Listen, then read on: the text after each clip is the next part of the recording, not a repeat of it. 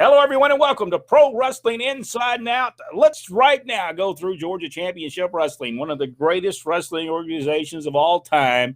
We were there from 1973, the end of 1973 to 1983 for over 10 years with our father, Ronnie West, and he refereed and was in the office.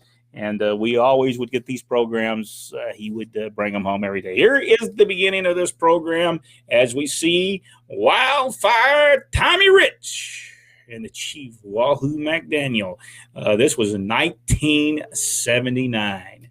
And Rodney, I'm going to open this up. I'm not going to be able to see it, so I'll let you. One of the most riveting appearances on Georgia Championship Wrestling. Bill Apter was on Georgia Championship Wrestling, and apparently they were going to present some kind of award. The real Junkyard Dog, yes, Norvel Austin on the program. Of course, on the other side, World Heavyweight Champion Harley Race, Georgia Television Champion Bob Armstrong, Georgia Tag Team titles held up, and the Georgia Heavyweight Champion was the Superstar.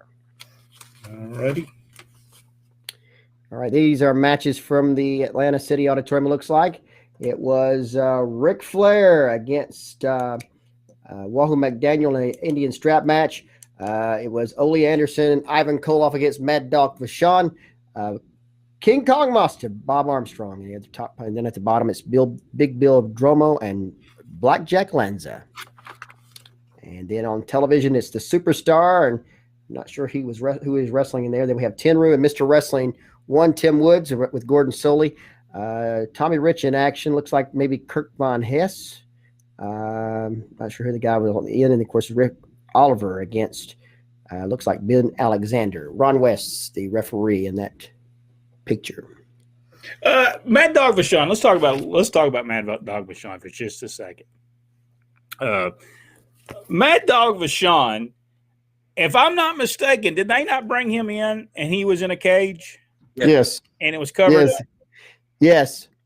And it Yes, he was. And he was in this, he had like gauze all over him. And he was there coming to Georgia because he's going to operate on Ole Anderson and Ivan Koloff. Good stuff. I guess he did wrestle in Atlanta prior to this, but he never came back after this. He came into this one show, and he never came back, but it drew pretty good. And it was at the Omni. I'm pretty sure that now match. he was in Columbus that week also. Oh, was he? Yeah, He they went the did whole the one tour. match. I believe it was him and Dusty against, or it could have been him and Tommy against Ole and Ivan. It was a really good match, though. I remember that. Did they use the same ring in the Atlanta City Auditorium they used in the Omni? I would say so. I'm not sure, though. Well, the reason I say they did. that, the Omni, you could always tell the Omni because of the ropes. See, the ropes had the white thing on there. Yeah. Well, that was the one in the Omni. So, but this is not the Omni. This is the Atlanta City Auditorium. I'm pretty sure of that. So, and on the back of this, Tenyru, great wrestler, by the way. Man, he used to do this thing where he would slap, and he'd keep on slapping the guy till he got into the corner, and then he would bill him out of it. I always loved that. Do you remember that? I do. Tremendous. I got to see him live several times. I thought he was tremendous. Even at this point, he was tremendous. And he was sent over because back in those days, they would send the Japanese wrestlers, and they would go to Atlanta, they would go to Memphis, they would go to all the territories, and then for about a year, and then they come back and become big stars in Japan because they learned the American style and learned how to wrestle Americans, and it was they always got over. All right, here is. Zoom in there, cameraman. Hold on. It's Bobo Brazil. We got Chief Wahoo McDaniel, Ivan Koloff, and Bobby Heenan. It was not the brain yet, by the way. It was pretty boy, Bobby Heenan at the time. Let's see. Wait a minute, I'm dropping there. Looks like Ole Anderson and Tommy Rich, Dusty Rhodes and Tommy Rich, Ole Anderson, Missouri Mauler against Jerry Briscoe, and it looks like a women's match with Jerry Roberts and Bill Howard, and I believe that was Moolah in the corner over there. Yes, that must have been a mixed tag match on that. Okay, here we go. I believe Jerry Roberts did in fact wrestle for the women's world title. On television. Oh,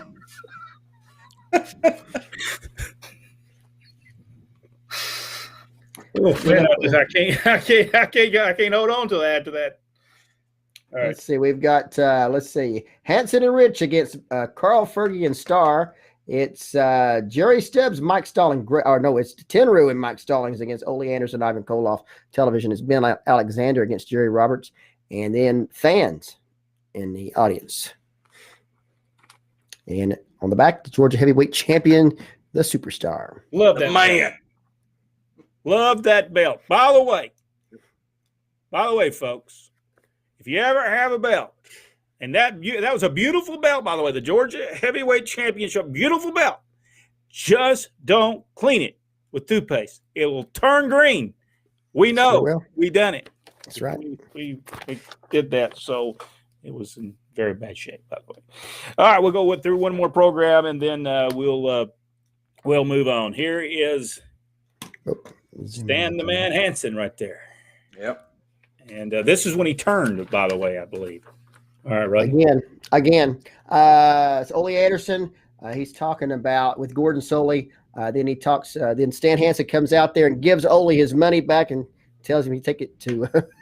And that's a great picture of Ole with that money in his hand and that face. Just awesome. Awesome. All right.